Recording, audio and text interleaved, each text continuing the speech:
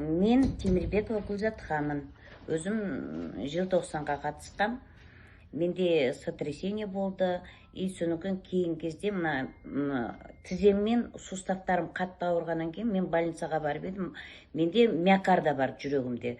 Вот ертең операцияға миокарда бар, ертең уже операцияға жатуға врачтың да менің де барлық қағаздарым үйде тұр, алып келем нетсе. Варикозға ана лазерный немен алып тастаймыз, жүрегіміздегі миокарданы тоже стенд қоямыз деген.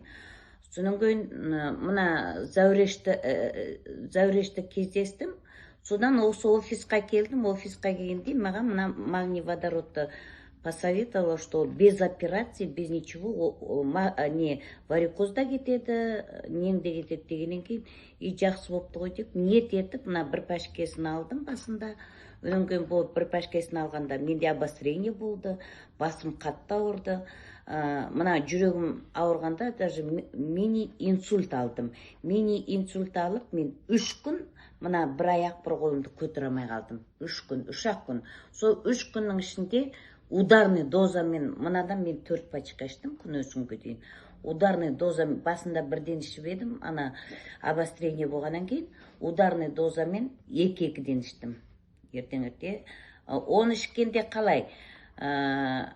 Мен басында ішкенде тамақ ішем, сағатқа қарап отырамын. Ровно 15 минут кеткенде, 16 минут кеткенде, сразу 2 штуки кардиомагнил қосып аламда іше салам.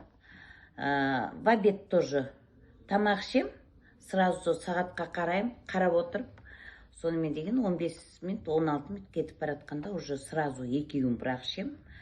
Сонан кейін 2 сағат аузыма су да алмайым, тамақ та алмайым, ештеңке де алмайым, ем болсын деп тұрып.